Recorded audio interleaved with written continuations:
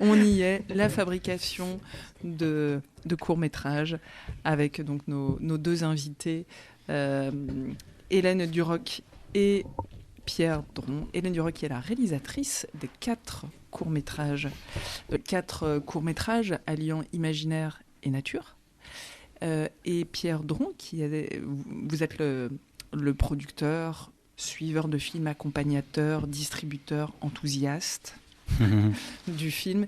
Et vous êtes là vous avez hier proposé pour la première fois la projection en avant-première de cette nouvelle mouture, puisqu'il y a eu 4 autres épisodes des Mal-Aimés, on n'a pas dit encore, c'est Roquette et les Mal-Aimés. D'abord, juste simplement première question, puisque c'est tout chaud, et on était là d'ailleurs tous les 3, Nico qui est à la technique, Mathieu et moi, on est allé voir votre film en avant-première. Donc on a notre ressenti de spectateur, mais vous qui avez porté ce projet pendant longtemps et qui l'offrez pour la première fois. Eh ben, c'était une aventure, surtout que en fait, Les Mal-Aimés, c'est une aventure qui date depuis presque 10 ans, puisqu'en fait, le premier programme, Les Mal-Aimés, a commencé à germer en 2014, après une rencontre avec la Ligue de protection des oiseaux. Et autour de la chauve-souris et de ce qu'on pouvait dire autour de la chauve-souris. De là a découlé des histoires sur le loup, sur les araignées. Et en fait, pour la petite histoire, donc j'ai travaillé pour le premier programme 5 ans toute seule dans mon studio, enfin pas tout à fait toute seule, mais en tout cas, j'ai travaillé beaucoup enfermée pour faire de l'animation image par image, et puis de manière assez concentrée, et dans l'espoir d'offrir le meilleur à un public. Et la sortie en salle s'est faite en septembre 2020, juste avant la fermeture des cinémas. Et donc je reviens sur cet épisode parce que en fait, cette rencontre aujourd'hui, elle est à double effet, puisque à l'époque de la première sortie des films, il y a eu une énorme frustration de ne pas pouvoir rencontrer le public autant que j'aurais souhaité, et pour ce deuxième programme, Roquette et les Mal-Aimés, c'était enfin la rencontre, et des salles de cinéma avec pas de masque, des vrais rires d'enfants, et en fait c'est tout ce que j'ai espéré là ces 2 dernières années en fabriquant le programme. C'était ce moment-là, en fait, c'était ce moment de rencontre et de vie et d'amusement autour d'un cinéma qui est vivant, en fait. Je suis très heureuse d'être aux rencontres du cinéma pour pouvoir rencontrer ce jeune public aussi. Oui, c'est exactement ça. C'est en fait une rencontre qui a été un peu tronquée, effectivement, par le contexte. Et finalement, là, c'était super chouette de pouvoir... parce que forcément, dans un processus créatif où on crée des films pendant quelques années, il y a forcément des moments de doute qu'on traverse. Est-ce que je le fais bien ? Est-ce que c'est OK ? Est-ce que ça va marcher ? Et là, je crois que dans les premières minutes où on a entendu les rires, les premières minutes aussi où on voit une petite fille, 2 petites filles au premier rang danser, et là je me suis dit OK, on est dedans, c'est génial. Et en fait, c'est le moment où on peut kiffer vraiment on boude pas notre plaisir de profiter de ce temps hyper important quand on fait des films, parce qu'on fait des films pour un public. Et là, d'aller rencontrer aux rencontres du cinéma, d'aller rencontrer notre public, c'est royal, quoi. Et surtout d'aller prendre des retours hyper positifs, parce qu'après on a eu un échange, on a montré pas mal de choses, on a essayé de faire une projection un peu interactive, ou en tout cas l'idée de faire qu'on soit acteur et non pas simple spectateur. Et donc ça, c'est vraiment chouette, quoi. Et vas-y, oui, c'est justement le fait de montrer... en fait, moi, ce qui m'a énormément plu dans ces films, c'est 4 épisodes, 4 aventures.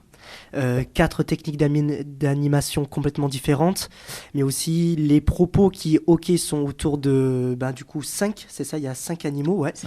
5 animaux, parce qu'il y en a 2 dans le dernier, et autour de l'approche est vraiment différente. Il y a des approches qui sont plutôt sensibles par le son, d'ailleurs ça ouvre comme ça. En tant qu'enfant au cinéma, le son est extrêmement important.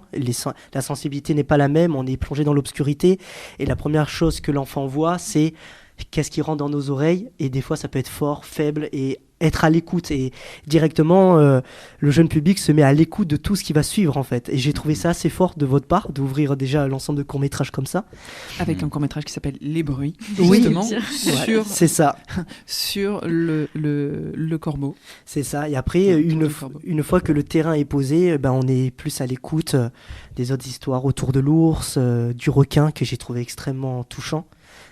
Et bien sûr sans parole, sans parole, avec une certaine poésie dans la représentation de l'eau, mais aussi de la perception du monde, de la métaphore autour de l'action humaine. J'ai trouvé ça très beau. C'est génial. Alors, c'est un deuxième cadeau que vous nous faites. Là. Je suis même curieux je ne sais pas si vous en avez parlé avec les enfants de celui-ci en particulier, de savoir comment eux le reçoivent, comment ils l'interprètent, bien sûr d'un regard différent du nôtre, mais comment, à quel niveau vous pouvez les toucher sur ça. Voilà, c'est vraiment intriguant et très beau, quoi. C'est vrai, c'est une question, je pense, qu'on se pose tous. Comment les enfants reçoivent la poésie et la métaphore, c'est-à-dire sans message, sans narration claire, ou en tout cas perceptible au premier abord. On attend avec impatience leur retour. On est assez présent sur les réseaux sociaux, et on a mis en place un site internet qui s'appelle lesmalaimés.fr. Même sur le premier programme, ça a donné lieu à plein d'interventions d'instituteurs, d'institutrices qui s'emparent des projets, et nous on demande que ça, d'avoir aussi que les gens aient envie de s'approprier nos jouets et puis qu'ils nous fassent leur retour avec grand plaisir, parce que là c'est vrai que c'était les premières rencontres en vrai avec eux. Là on n'a pas eu le temps d'échanger trop avec eux, et à la fin de la séance, je ne sais pas si vous étiez encore là, on a présenté le dernier court-métrage, c'est avec des marionnettes. Et donc on a présenté les marionnettes, et ça a eu beaucoup d'intérêt. Tous les enfants avaient envie de toucher les marionnettes. Parce qu'il y a ce côté-là, c'est peut-être aussi, on en a parlé ensemble, Mathieu et moi, il y a ce côté qui est très intéressant dans les films. D'abord, il laisse beaucoup de place à l'imaginaire. Et il laisse aussi la place, notamment dans deux films et 2 techniques, où on voit les trucs, justement. On voit par exemple avec les marionnettes, donc Roquette et Lucie. On voit les comment on appelle ça, les fils, enfin c'est même des bâtons. On voit les baguettes. On voit les baguettes, voilà, les baguettes qui servent à faire avancer les marionnettes. Ou dans Qui a vu l'ours, voilà, on voit comment se crée aussi le film d'animation. En fait, pour le coup, le propos autour de ces films, Les Mal-Aimés, c'est vraiment l'idée d'amener les enfants dans la nature et non pas sur les réseaux sociaux. Et en fait, pour ça, en tout cas, l'objectif, c'était de faire en sorte que le premier programme leur a permis d'ouvrir la discussion, d'ouvrir les échanges avec les adultes, parce que pour nous, la meilleure manière de changer le monde en bien, c'est pas par les adultes, mais plutôt par les enfants. Donc c'est les enfants qui vont bouger les lignes. Et là, avec ce deuxième programme, l'idée, c'était d'aller encore plus loin. Et pour nous, la meilleure manière de changer un petit peu les choses dans le monde qui nous entoure, c'est aussi de les faire agir. Et en fait, à la fin de ces films, il y a des retours qu'on a eus, c'est nous dire « Ah, mais en fait, je pourrais le faire. » Et en fait, c'est le meilleur retour qu'on puisse nous faire, parce qu'en effet, tu peux le faire, et en rentrant chez toi, on veut que tu racontes des histoires. On veut que tu prennes des petits bouts de papier, on veut que tu prennes des bouts de chaussettes pour faire une marionnette, et on veut que tu racontes des histoires. Et que finalement, tu parlais d'imaginaire tout à l'heure, et donc merci pour ce compliment. C'est aussi de raconter de nouveaux imaginaires autour de cette biodiversité, autour du monde qui nous entoure. Et ça commence effectivement chez les plus jeunes. Et donc, l'idée de montrer les ficelles, de dédramatiser, ou en tout cas de créer une connexion beaucoup plus proche entre je crée des films et je regarde des films, permet forcément de passer à l'action. Et si on fait en sorte que les enfants passent à l'action, et ben on a tout gagné. Donc voilà. Parce que sur le premier programme aussi, il n'y avait pas du tout ce côté truc et astuce, mais par contre, j'avais travaillé avec des jeunes comédiens et comédiennes. Et c'est quelque chose où je me suis rendu compte que ça touchait vraiment le jeune public d'avoir en miroir quelqu'un de leur âge qui est sur grand écran. Et j'ai eu beaucoup d'enfants qui avaient envie aussi de raconter des choses ou d'être comédien, enfin, comme on peut avoir des rêves de comédie, etc. Mais là, du coup, j'avais vraiment envie que ce soit... moi, je fais des films pour les enfants. Et j'avais envie que ce soit eux qui soient au cœur de ça et qui puissent effectivement s'emparer des outils qui sont à leur disposition. Et notamment pour le film de l'ours, c'est du papier et des crayons que tout le monde peut avoir. Toutes les chambres d'enfants. Ça donne d'ailleurs des effets très intéressants dans la nature, puisque vous trimballez justement l'enfant, l'ours, la famille, etc., dans la nature. Et c'est vrai que ce contraste entre la nature filmée et ces êtres de papier, c'est un effet assez extraordinaire, le contraste. Il y a aussi tout un jeu d'échelle où on peut se perdre aussi. De toute façon, les Pyrénées, c'est grandiose et on se sent tout petit. Et quand on a une petite marionnette en papier, c'est vrai que du coup, on a aussi plus cet effet de contraste. Et en fait, pour la petite histoire, à la base, on était partis un mois dans les Pyrénées pour que je fasse des dessins des décors du film. Et au bout de 3 semaines où je dessinais tous les jours le même décor qui changeait tout le temps et qui était toujours aussi beau, mais en fait était insaisissable. Différent, ouais. Je me suis dit, mais en fait... on ne peut pas retranscrire cette nature qui est dingue en dessin. Et en fait, c'est là où Hélène a imaginé ces petits personnages. Et en fait, on est allé encore plus loin dans ce côté craft, ce côté do it yourself et vraiment cette connexion hyper importante avec le public qui, pour nous, est aujourd'hui indispensable. En tout cas, dans le message qu'on veut transmettre, c'est pour changer les choses, faites des choses, quoi. Soyez acteurs. Et c'est un cinéma qui est peut-être un peu différent finalement, où on est spectateur. Et là, en fait, on est spectateur certes, mais en tout cas, j'espère que nos films donnent envie d'agir, envie de créer, envie de faire, quoi.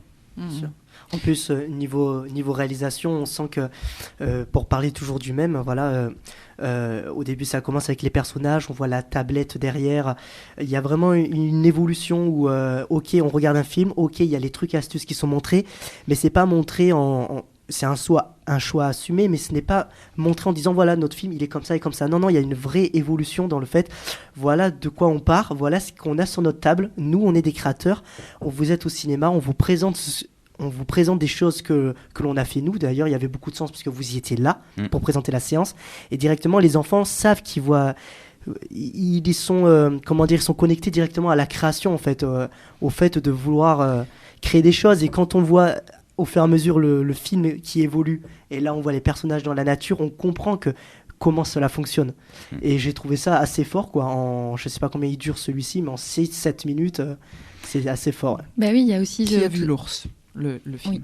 Il y a aussi tout le côté, quand on va au cinéma pour les premières fois, et quand même nous, on se présente en tant que réalisatrice, pardon. Il y a les enfants, quand on fait du dessin animé, oui, on fait du dessin, mais comment ça bouge, et puis c'est quoi réaliser un film. Et donc il y a aussi ce côté un petit peu où j'ai voulu briser cette espèce de frontière entre spectateur et réalisation. Cette distance, ouais. Moi, j'ai une question un peu naïve. Comment on arrive à savoir l'âge pour lequel nos réalisations s'adressent? Est-ce que c'est par tâtonnement, c'est ajustement, ou on se dit que de toute façon, parce qu'il y a une réalité, on ne sait pas comment... Enfin, chacun va recevoir le film différemment, donc c'est un peu... hop là, on y va et on se dit que la métaphore, la poésie parlera et les enfants prendront ce qu'ils prendront, ou il y a quand même en fait, des cadres, des limites. Je pense qu'il y a un truc qui est pour nous aussi important, c'est que derrière, les films doivent être accompagnés. C'est aussi pour ça qu'on fait des films au cinéma et non pas des films en télé ou des films sur tablette. Même si évidemment. Mais il y aura une sortie DVD peut-être ? Sans doute, ouais. En tout cas, on espère, on y travaille. Et puis il y a déjà eu les sorties DVD. Mais en fait, pour nous, c'est vraiment un lieu dans lequel on va échanger, on va partager, on va vivre des émotions, on va les vivre. Et en fait, il y avait aussi cette idée de finalement. Où on peut poser des questions aussi. En fait, c'est comme c'est toujours accompagné d'adultes ou le fait de pouvoir être spectateur, mais pas que. D'être aussi en demande et de ne pas avoir toutes les réponses comme il peut y avoir à la télé. À la télé, quand on regarde un film ou une série, il faut pouvoir laisser l'enfant devant la télé. Et puis aller faire à manger et je juge pas, c'est comme ça, mais en tout cas pour le cinéma, c'est une notion de spectateur tout à fait différent, où il faut vraiment qu'il puisse y avoir justement ce champ de questionnement. Et c'est là où l'enfant justement il pose des questions, parce qu'il pourquoi, et en fait l'adulte ne sait pas toujours répondre, et donc en fait c'est là où le cheminement va se faire sur les questionnements sur la biodiversité. Ce que vous disiez en introduction sur effectivement notre place à nous en tant qu'être humain, et finalement pour répondre à la question initiale de quel âge, en fait c'est difficile parce que en gros on a plusieurs sens de lecture aussi, c'est-à-dire que en fait, évidemment, les enfants vont pas seuls au cinéma, donc il y a des adultes. Donc c'est aussi de se dire, c'est aussi des films pour les adultes où ils passent un bon moment. Et c'est souvent des fratries, des familles. Donc en fait, on a eu des premiers cinémas. D'ailleurs, hier, il y avait une petite qui avait 2 ans et demi, et puis des enfants un peu plus âgés qui avaient sans doute 9-10 ans. Et donc c'est aussi d'arriver à toucher tous ces enfants. Et après, pour déterminer l'âge, en fait, la culture, et je pense que c'est plus une question de sensibilité, plus qu'une question de culture. Est-ce que j'ai vu des films avant ? Et en fait, ma sensibilité, en effet, de démarrer par une petite comptine, c'est doux, c'est tranquille, on est plus jeune et ça passe, et d'aller crescendo et d'accompagner ça, c'est aussi une manière de... Maintenant, en fait, c'est difficile parce qu'en même temps, on nous demande, les salles de cinéma nous demandent, et on a besoin de mettre un petit tampon avec l'âge, mais en fait, on n'est pas grand monde, enfin, on n'est pas en position de dire c'est tel âge ou tel âge, parce qu'en fait, c'est aussi aux parents. Puis, de toute façon, sur le précédent programme, on avait mis, je crois, 4 ans, 5 ans, sauf qu'en fait, les gens venaient avec des enfants de 3 ans, 1 an de moins à chaque fois. Donc, en fait, c'est aussi au libre choix de chacun, l'éducation qu'ils ont envie par rapport aux écrans, par rapport au cinéma, et puis... je pense que c'est plus de passer un moment dans lequel on va pouvoir échanger, partager et d'accompagner finalement cette rencontre et pas juste être passif, mais vraiment d'être dans l'action. En tout cas, pour revenir juste sur l'idée de l'âge aussi, on a toujours eu dans l'idée de ne pas prendre les enfants pour des bébés, enfin de pas... Des sous-adultes. Oui, voilà, c'est ça, de dire oui, on s'adresse au jeune public, mais on va pas faire gaga. Enfin, on leur adresse un message, et après, comme vous disiez tout à l'heure, ils vont en avoir une interprétation qui va nous surprendre et qui va être très chouette d'une certaine manière. Ouais, je sais plus qui avait dit ça, mais il y a quelque chose qui me revient, c'est que au cinéma, pour les enfants ou même pour nous adultes, on est toujours marqué par ce qui est plus grand que nous, par ce qui nous dépasse, et je pense que c'est un peu ça. Les enfants découvrent un monde au cinéma quand c'est accompagné, comme je trouve que c'est l'éducation aux images comme vous faites, c'est encore mieux. Et voilà, je pense que c'est ça en fait tout l'intérêt du cinéma, quoi, les marquer. Il y a moyen qu'ils s'en souviennent longtemps. Ouais. Ben, on espère, en tout cas, c'est l'objectif après, de les marquer, ou en tous les cas d'être un moment avec eux et de leur dire voilà ce que nous on a à raconter. Et en fait, on a souvent aussi plutôt des questions pas de censure, mais d'adultes qui vont nous dire ah ça, et en fait, ou d'interprétation, pourquoi ci, pourquoi ça. Et en fait, moi, j'ai pas de réponse, en fait. On a imaginé ces films, et toi, qu'est-ce que t'en penses ? Et en fait, de reposer la question, quand on a une question, pourquoi il se passe telle action, et de dire, et toi, qu'est-ce que tu en penses ? Et ben, ils ont tous une interprétation. Et ça, c'est aussi de leur dire, ah bah, tu vois, tu peux amener ton point de vue, et ton point de vue, il est aussi valable que le mien, que celui de ta voisine, ton voisin, etc. Et c'est aussi une manière de vivre ensemble, en fait. Et puis de redonner vraiment sa place à la création. parce que la création, c'est proprement ça. Ça dépasse complètement ce que l'auteur a voulu faire. Exactement. Ouais. La création de toute façon, elle ne peut être que reçue. Donc c'est ce que la personne qui le reçoit en fait. Ouais, c'est super, c'est super chouette de souligner ça, parce que c'est ce qu'on essaie d'expliquer, ce qu'on essaie de transmettre, mais tant qu'on n'a pas vu les projets, tant qu'on les a pas touchés des yeux, c'est difficile. Mais ce qu'on veut aussi, nous, c'est faire en sorte de rapprocher les gens de la création, parce que plus on va créer, et de façon sans forcément être un professionnel du dessin, de l'image, de la musique, etc., mais plus on va rapprocher le public de la création, et plus on va donner aussi une connaissance, une envie d'aller voir des films, d'aller voir des spectacles. Et en fait, on vit aussi de ça. Et en fait, c'est encore une fois une question d'émotion, et c'est une manière de voir le monde différente de ce qu'on a peut-être l'habitude de voir dans les médias, en télé, etc. Donc c'est aussi un autre point de vue que je trouve intéressant et important de faire, en tout cas pour les plus jeunes, quoi. Et en fait, pour en revenir à l'âge, etc., en fait, j'ai voulu aussi faire une espèce d'antidote à certains films blockbusters qui ont marqué justement peut-être nos générations plus jeunes.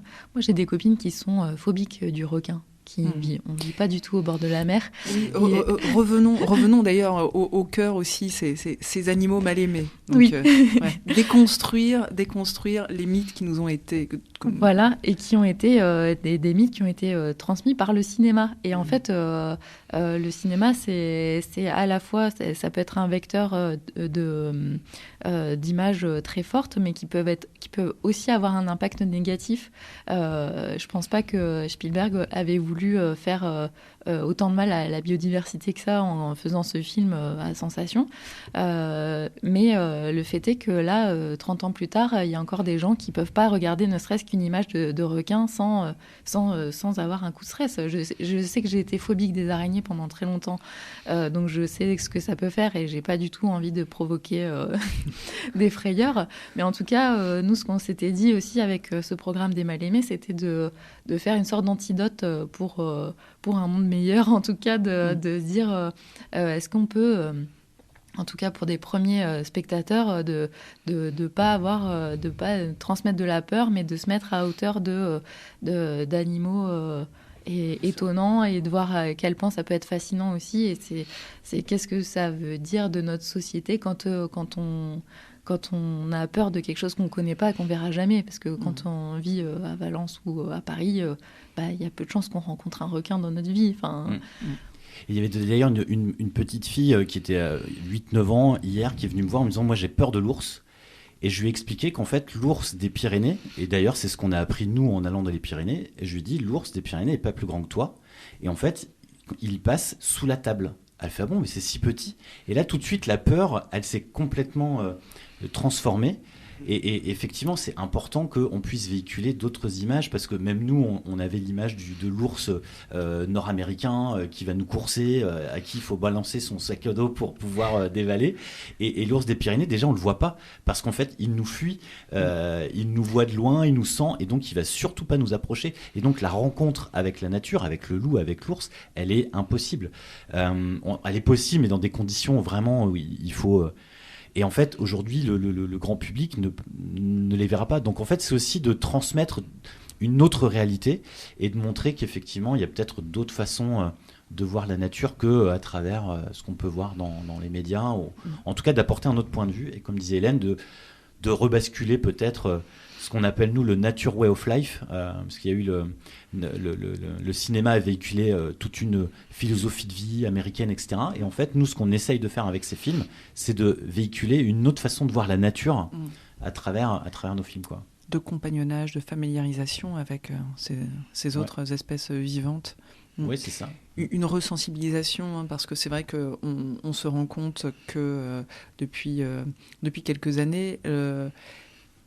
Ce n'est pas que les enfants, d'ailleurs, les enfants et les adultes sont de moins en moins en contact, ont de moins en moins d'interaction avec ce qu'on va appeler, à défaut d'autres termes, la nature.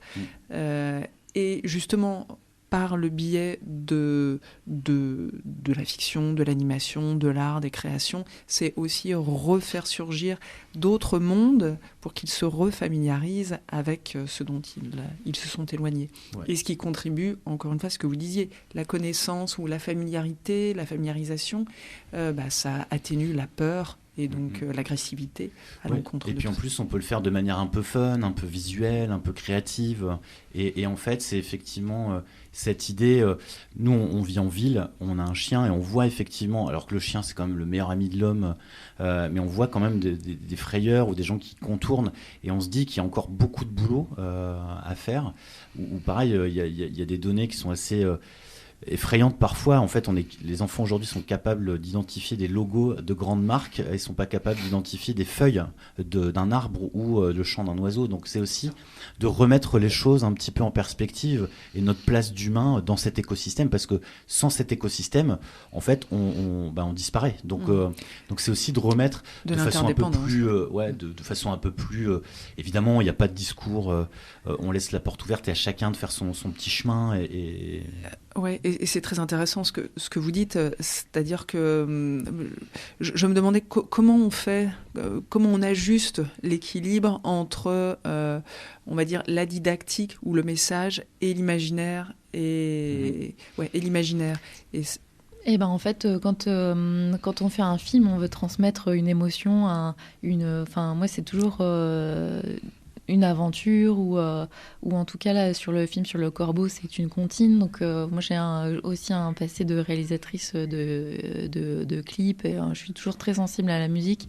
J'ai écrit aussi des comédies musicales. Enfin, du coup, je suis beaucoup dans ce partage de quelque. Il faut que ce soit quand même toujours un amusement. C'est-à-dire que je fais pas.